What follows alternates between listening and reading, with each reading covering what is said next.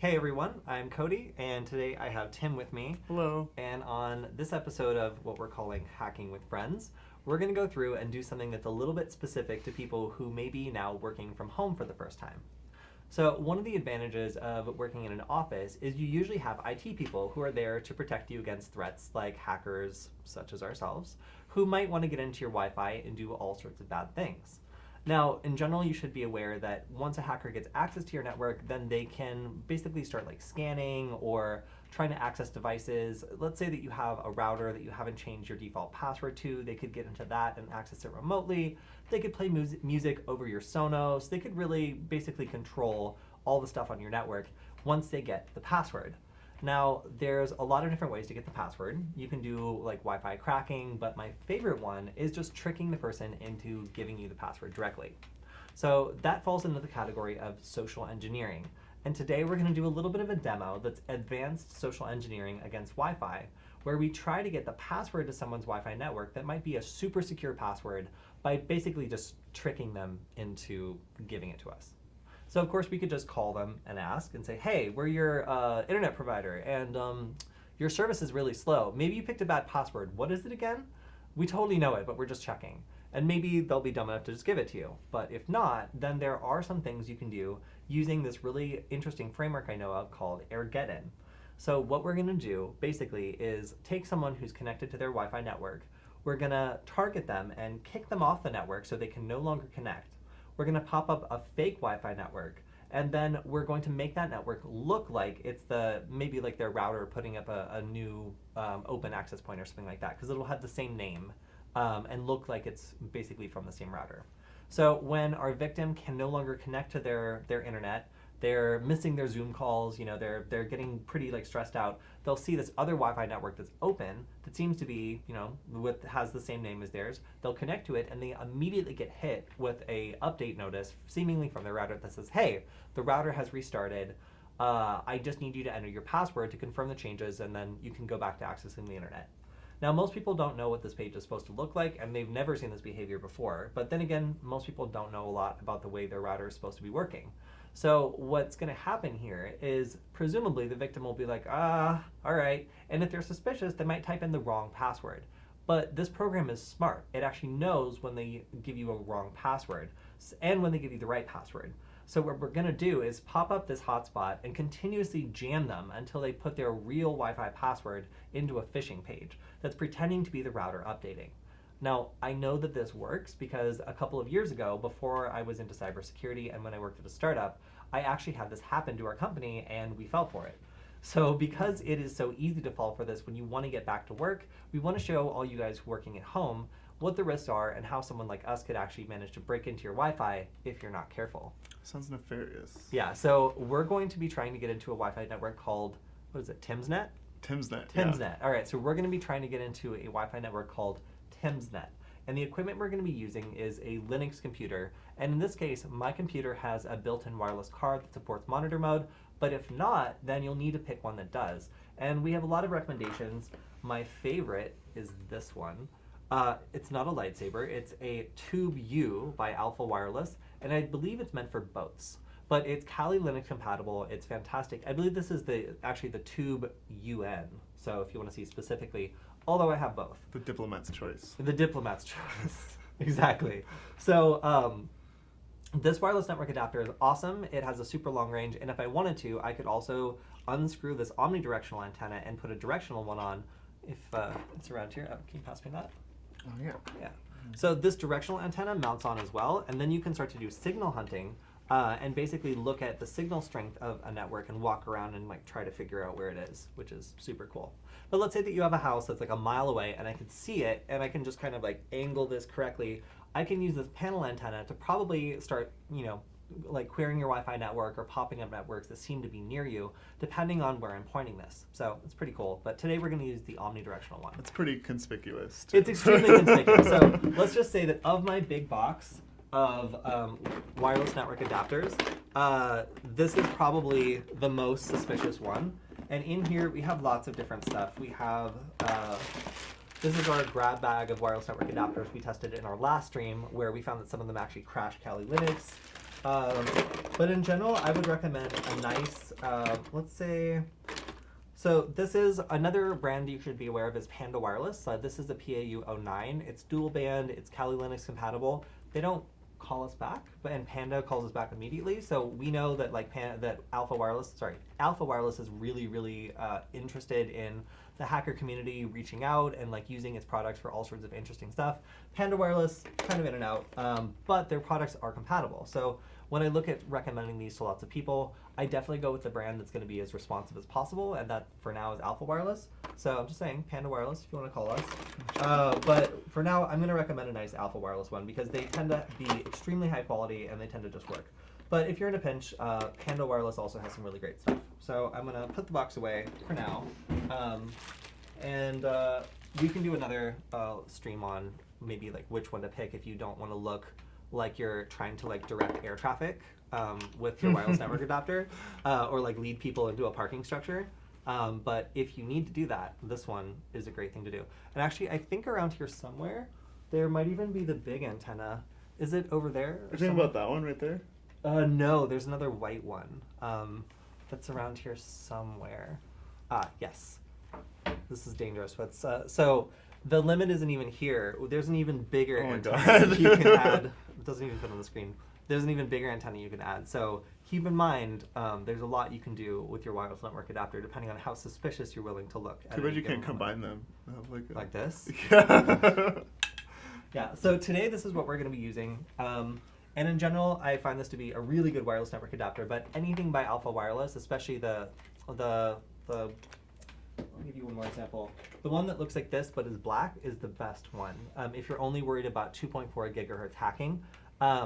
Now, the reason why I say that is because 5 gigahertz is becoming increasingly common. So if someone's on a 5 gigahertz network, you need to have something that's compatible. And for that, I actually, if you want something cheap, recommend a PAU06, I believe. Let me see. I know we have one.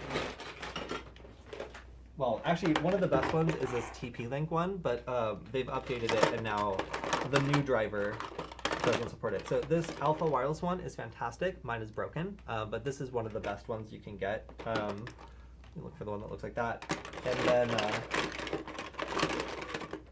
thought we had we probably... What about this one? Is that what one? you're looking for? That one's random. We found that Okay. one on Amazon. Cool It's shape like, though. yeah, it is a cool shape. That's an Alpha. Okay, well, we don't have the Panda one. But this should be... Is this the one you already showed? Yeah, no, that was exactly the one I was Cool. looking for right now. Okay, cool. It's a PAU07. So this little innocent-looking one is probably the meanest wireless network adapter you can get that looks just normal, that doesn't look like it's evil. This one is 2.4 and 5 gigahertz, and it's not... You can't do cool stuff with it, like... This one has a port to be able to put any antenna you want on it. So this one's like really modular. This one, it's all built in. It looks like a USB stick. You could, slap something that says accounting on it, and like people would just think that you're carrying around a USB stick. So in general, like I recommend this is if you need a dual band one that will attack 5 gigahertz networks as well. I find that some penetration testers will get frustrated because they'll start attacking a wireless device and it'll just move over to the 5 gigahertz network. And if they don't have a card that can attack 5 gigahertz too, they're kind of out of luck. So today we're going to be attacking stuff that's just on 2.4 gigahertz, and that's pretty much any like IoT device or anything that's just using a normal Wi-Fi network. It's just in the city or like other places where it's really congested. A lot of people are switching to 5 gigahertz because it's faster, there's less people on the band, and everything is on 2.4, which really clogs things up and can make it run quite slow. But this right. is dual band, right? This one, does it say so? I think so. Yeah. So some of these Alpha, and there's a Tube U and Tube UN. At least one of them is dual band. I think this one actually might be dual band. So that means that the Alpha wireless ones that are a little bit more expensive, a little bit more conspicuous, but also like ruggedized and like outdoor compatible, like will be able to do that. Plus, if someone runs at you while you're hacking, you can take them out with this one. Serious. All right, so let's go ahead and switch to my screen, and we'll take a look at what we're going to work on today. So I'm going to open the terminal window, and the program we're going to be using is AirGeddon. Let's see if I can actually just go to their GitHub. So AirGeddon is a program I've been aware of since I basically got started writing at Nullbyte several years ago. What I like about it is it has lots of aliens. Aside from that, it also mimics other well-known programs like Metasploit, in being a framework that allows you to kind of like learn about how the processes work by guiding you through a workflow. So Stefan Krumser and I are also working on updating his Deauthor program with kind of a walkthrough like this. So if you're just getting started and you've never used this thing before, it'll be like, all right, well, what do you want to do? It's like, I want to jam Wi-Fi. It's like, okay, well, which Wi-Fi do you want to jam? It's like, number 3. And it's like, okay, you want to jam Wi-Fi network number 3. Okay, got it. Then like, which options do you want to set? You set them and then it fires, which is all pretty cool. So let's go ahead and hope that this loads eventually. But all I'm going to be doing is first checking that after I plug this wireless network adapter in, I can see it. So in order to see it, I can type ifconfig. And what I'm going to do is look for, let's see, something aside from the built-in Wi-Fi. So I actually don't see it. That's interesting. I can type IPA as well. Oh, and then I see it. All right. So if you get this problem and it just doesn't appear, you can type ifconfig WLAN1 up. And then if I type ifconfig again, it should be there. Kind of annoying, but this has come up a lot of times because I work with wireless network adapters a lot. All right, so let's see what Airgeddon says about itself. That's still loading. Wow. So we're, yeah, as some of you might have noticed, we've moved away from Los Angeles and we're now kind of out in the middle of nowhere, and as such, our internet is substantially slower. So we've been kind of just assuming most things just won't work. But here we go. All right, so Airgeddon describes itself as a bash script that is a framework for auditing wireless networks. So in order to get started, you can just clone and download it by clicking on the link here to get the link, the URL. And then from here, you can type, actually, Tim, if you want to follow along, get clone, and then paste in here.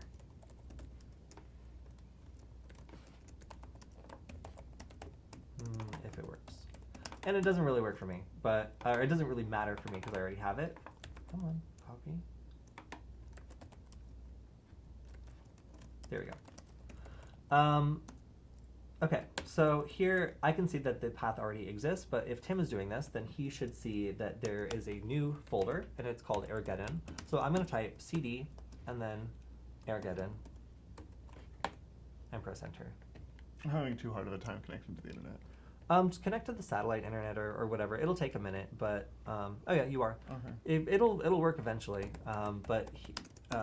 Yeah, the path is just github.com/visitor, but it's spelled V1S1T0R1 SH3 I got R3. Yeah, it's great. That's definitely something you want to copy and not type out. Yeah, and then it's Airgeddon.git. So, all right, so once I'm in here, I can type ls, and I can see that there's all sorts of stuff here. You might not have chicken.txt. I believe that is a file I created, but who knows? I don't know what you do. What isn't? Never mind. I'm not going to cat chicken.txt just because of the uncertainty. We don't want to have to blur anything.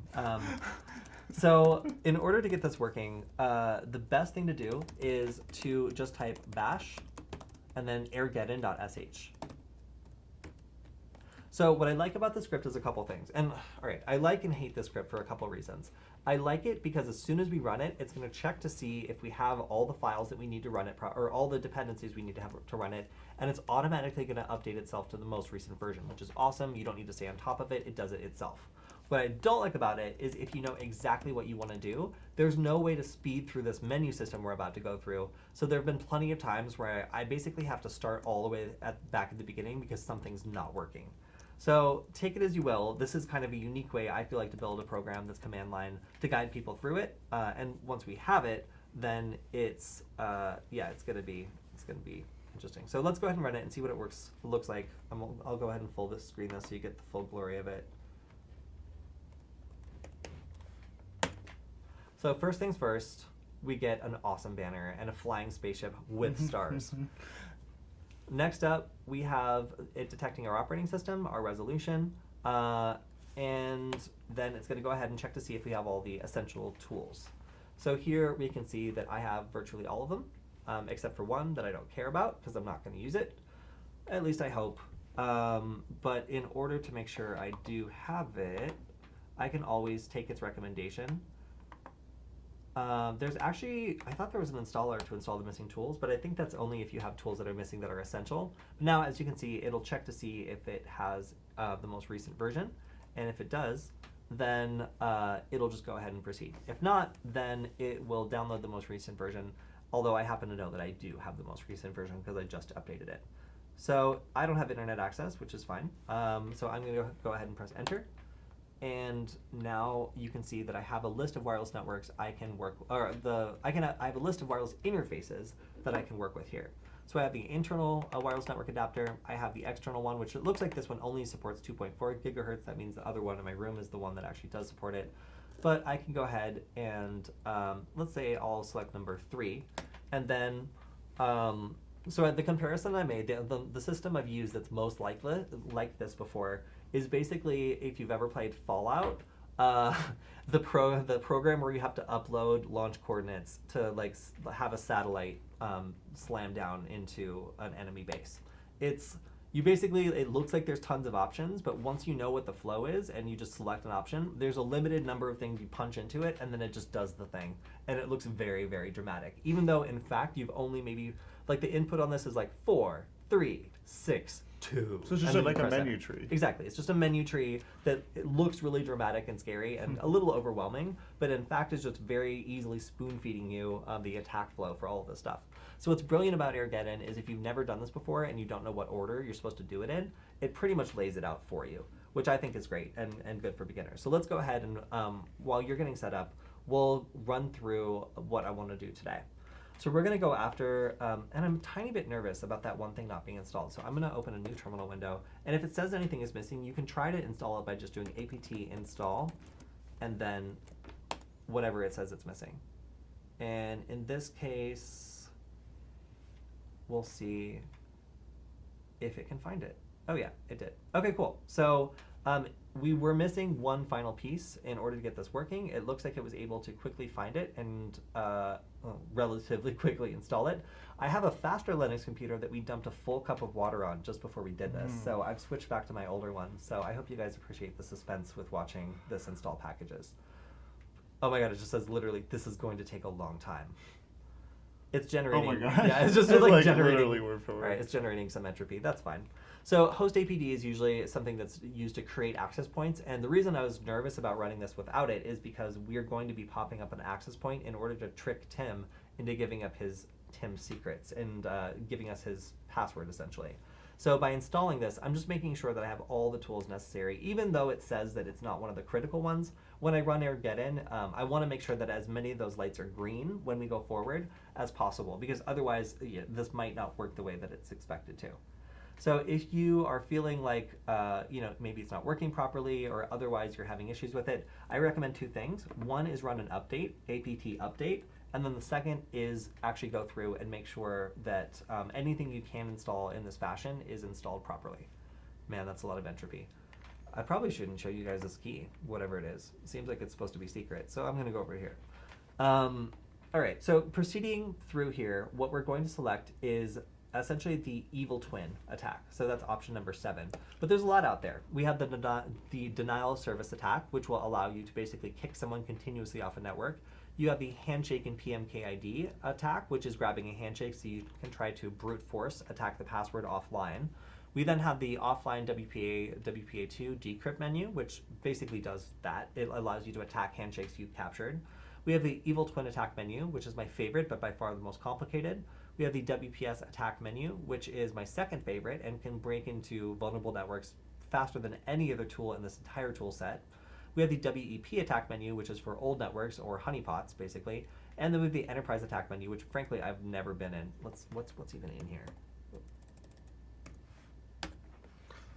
So for enterprise, we can see that we can create custom certificates, and we can also smooth mode enterprise evil twin. But we actually need that thing. What's smooth mode? I don't even know, but it sounds nasty. And we could also do smooth or noisy. So if you've got an enterprise, watch out. As soon as I download host APD, things could get smooth or things could be noisy. I haven't decided how I feel. We're going to go press 0 to go back to the main menu. All right, cool. So let's take a look at the one we're going to go for, number 7. And this is going to be All right, so we have a bunch of different options, and they're all green, so we have all the stuff we need for them. So I actually might be able to go forward with this without needing to do anything more. So again, if you're just joining us or looking at what we're doing, we're going to be kicking Tim off of his legitimate wireless network, popping up a fake one that looks like it's connected to his router or something like that, and then we're going to be tricking him into giving us his password, which gives us lots of bad things we can do in his network. So first, we're going to go ahead and select which one we're going to do, which is a Evil Twin AP attack with a captive portal. We're going to select option 9. It's going to explore and look for targets. So this is where we're going to be looking for Tim's Timsnet. Timsnet. So we can see that the wireless interface is not yet in monitor mode. Will the program just do it for us? No, it just drops us back. So it just admonishes us for not putting it into monitor mode and then leaves us hanging. Sometimes it'll put it in monitor mode for you, but in this case, it's a work in progress. All right, so we've put our card into monitor mode now, or at least we're trying to see if that works properly. Good, it's now set to monitor mode. So we should be able to select option 9. And it should, unless there's a problem, be able to then do an exploration and see if we can find Timsnet.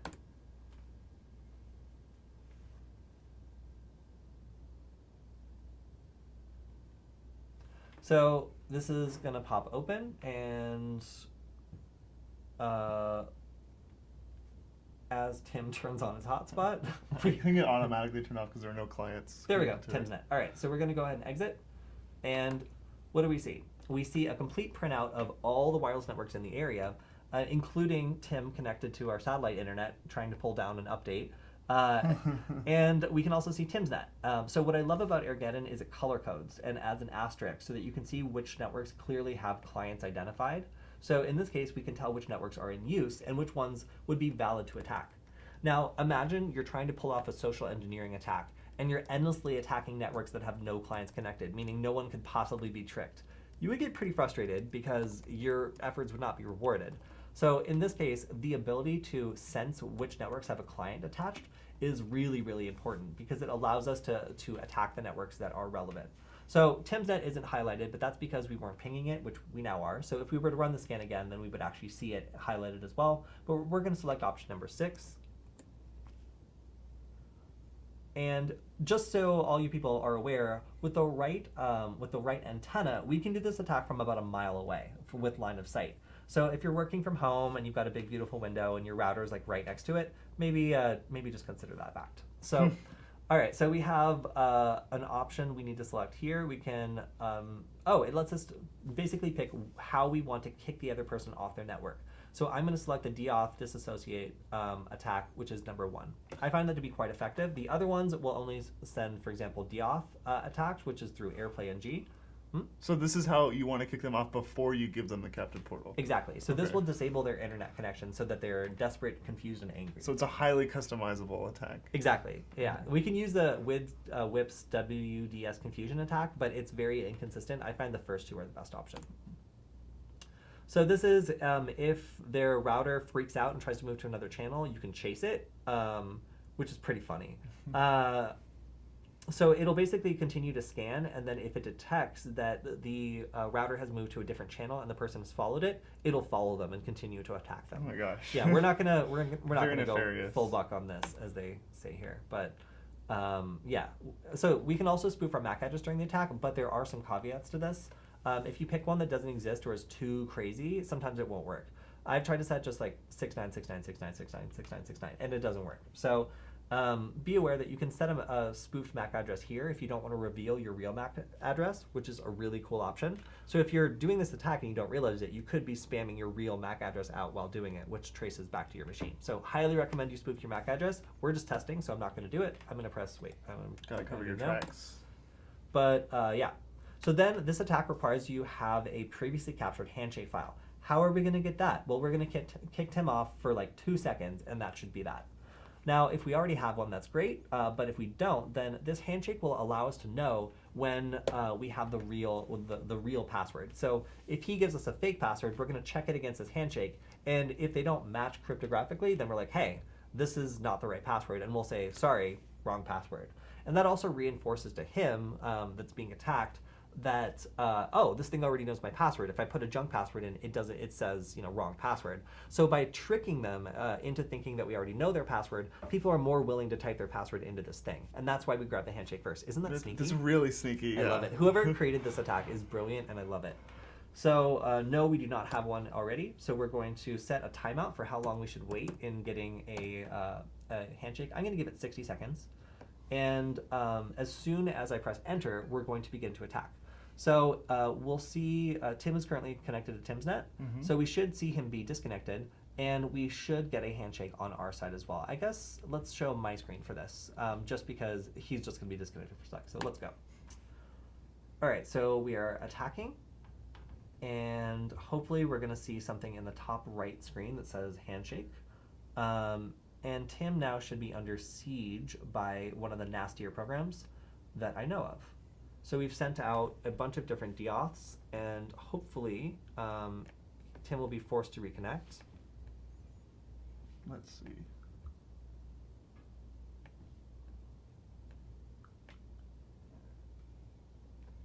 Although we have 60 seconds of timeout. Now, if this doesn't work, one thing that I typically do is just go back and I use a different attack. So if option number 1 didn't work, then I'll go back and select option number 2, for example.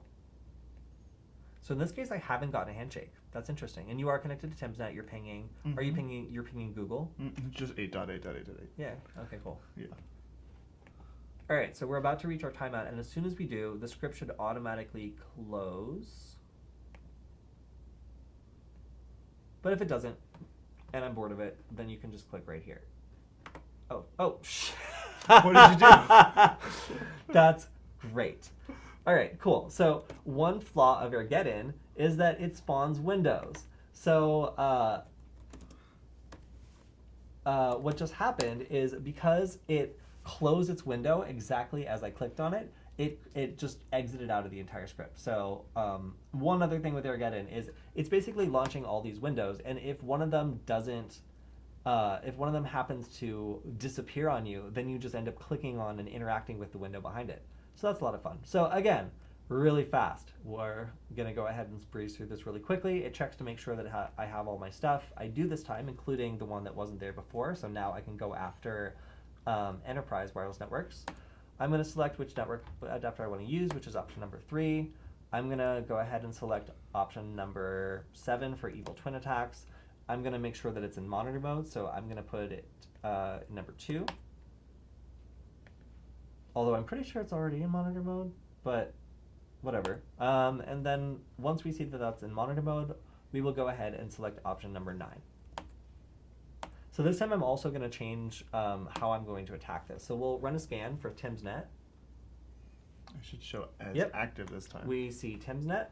So I'm going to go ahead and exit from here carefully. I'm going to select, we can see that Timsnet has a client, so we're going to select option number 6. For attacking Timsnet, we're going to select option number 2.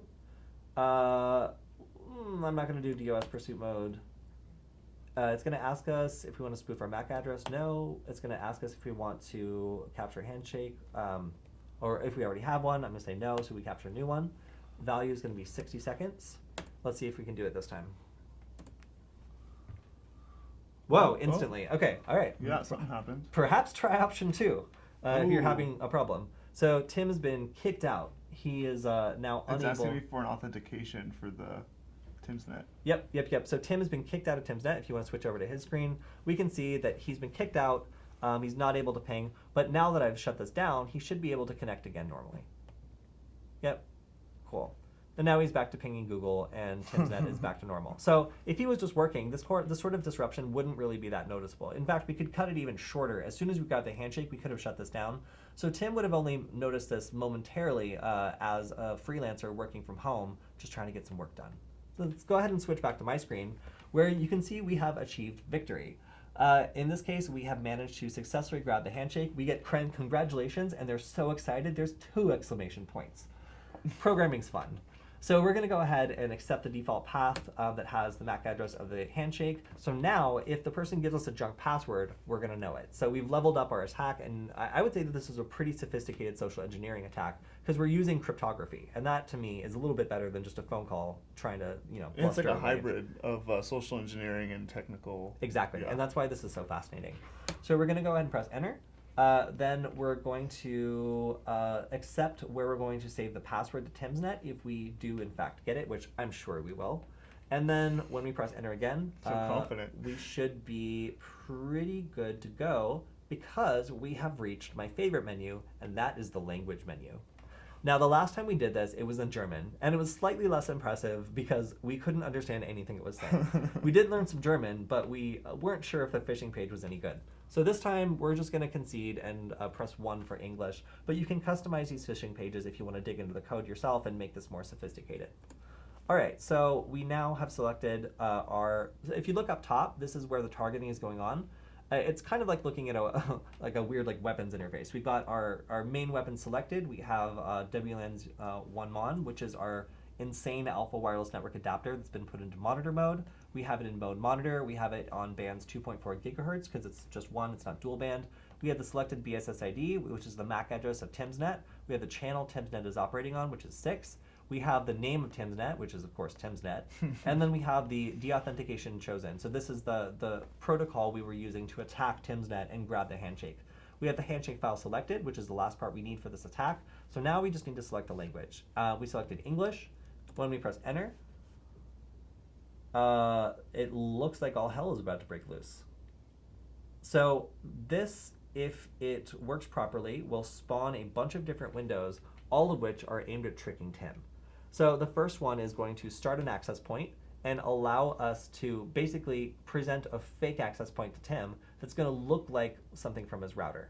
Now, a lot of other windows have to pop up before this attack goes into play, so don't get too excited yet. Again, this is an old computer. The other one is full of water. Let's see if this does all the stuff it's supposed to do. Oh. Okay, all right, we got another one, and another one. Okay, we're here. So now, It's happening, folks. Yeah, all right. So we have if we I- switch over to Tim's. Whoa, actually, not yet. So this is the full glory of Armageddon unfolding itself and just attacking. On the left, we see we're creating an access point. We're starting a server on that access point, and we're serving up a fake thing, as well as redirecting any DNS request is supposed to now go to this fake page. We're attacking with our DAuth script on the lower left. On the top right, we're getting information about the evil AP.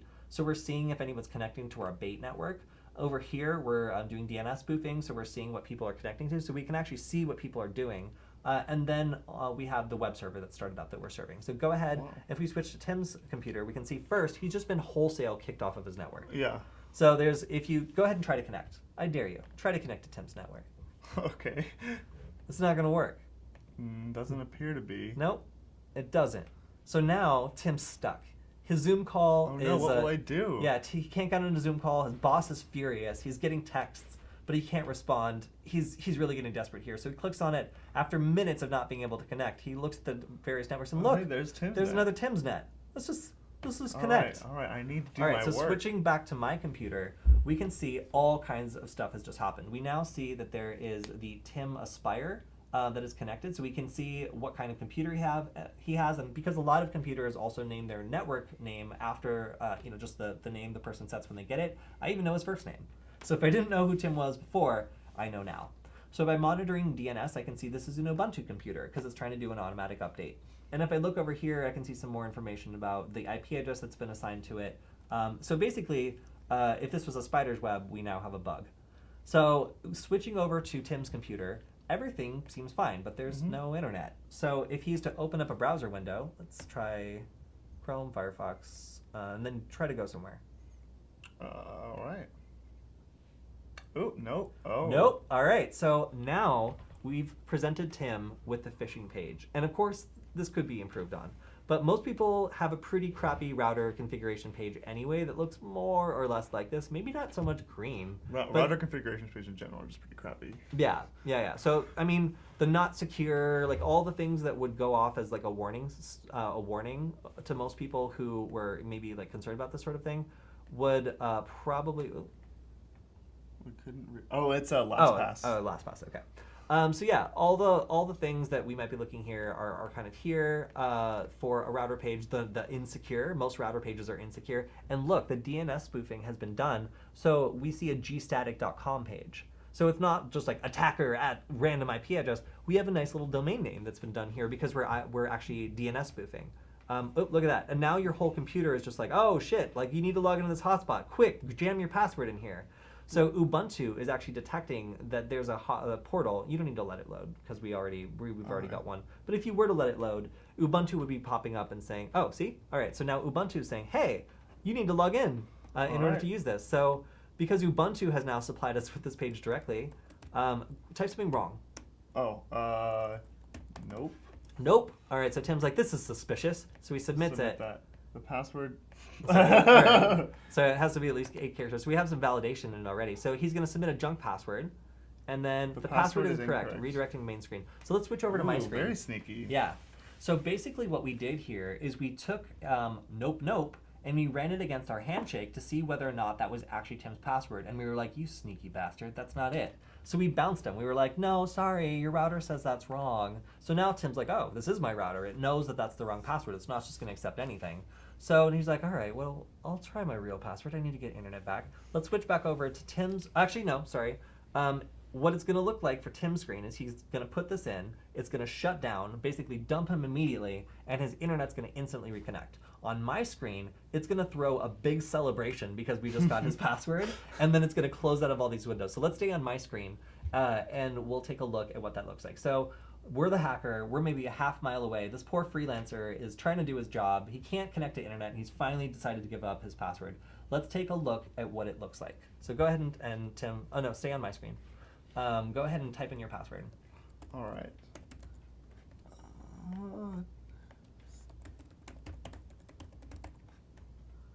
All right. All right. So let's see if the attempt works.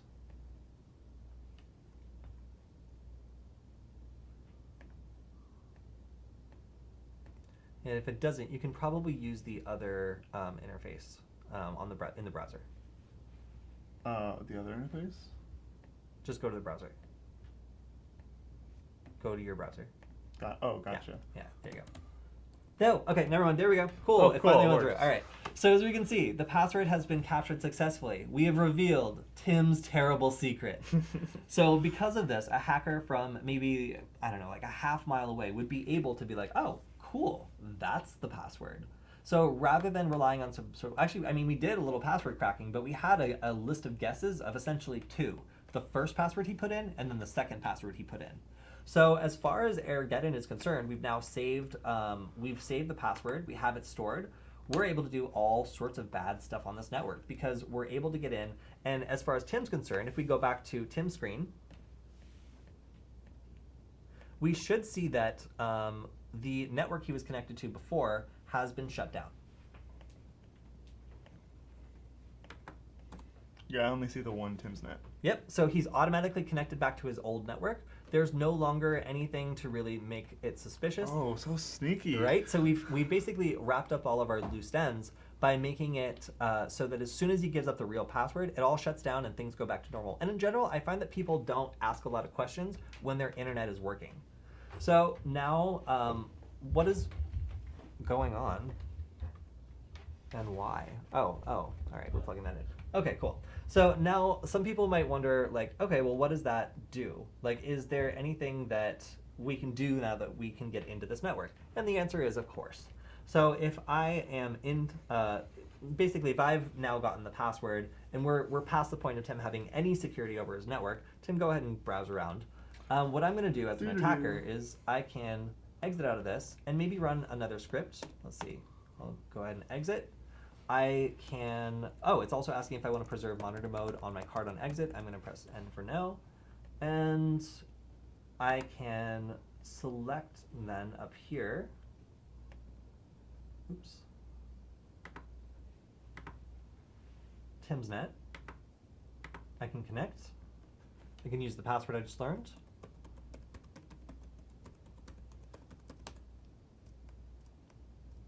And immediately, as soon as it connects, I should be able to run a tool, maybe like BetterCap. Let's see if we have it. Cool, we do have it. So I can type help, and I can see that I can do all sorts of evil networking stuff. So I can do, let's see, net.probe on. And net.recon. All right, so now I can also do net.sniff. Oops, net.sniff on. Oops, oops. All right, so now I should start to sniff on this network and see more interesting information. Maybe Tim, go to a couple websites or something. But as an attacker, as soon as I start doing bad stuff on this network, like DNS spoofing. Oh, right, I have to say exactly where I want to do it. I can do ARP spoofing. All right, so now I can see all the stuff that Tim's doing on his computer. All right, so I can see he's going to docs.python.org. I can see apps that are loading in the background. If Tim wanted to be on his phone or something, then I would be able to see all the stuff that apps are using. So this is really sneaky because I can also redirect web pages and do all sorts of bad stuff. So let's say that you get to this point of an infection where an attacker has tricked you into giving you their password, or sorry, has tricked you into giving up your password, and now they're in your network. They can basically start scanning. They can see what company you work for by what portal you're logged into. They can redirect you to fake pages. They can, if Tim tries to go to youcan'tfoolme.com, I can go ahead and direct him to you'vebeenfooled.com, and he would never know, because like when he looked at the browser, it would say youcan'tfoolme.com. So there's a lot of stuff an attacker can do when they get into your network. And I'm going to go ahead and stop attacking poor Tim and leave him with his terrible secret.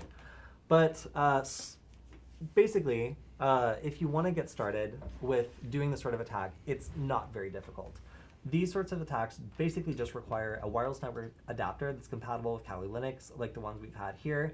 And once you have access, it's quite simple to get started with scanning around, detecting what's on the network, listening to the traffic, maybe intercepting something interesting, or more interestingly, just redirecting someone to a fake version of a web page they were requesting.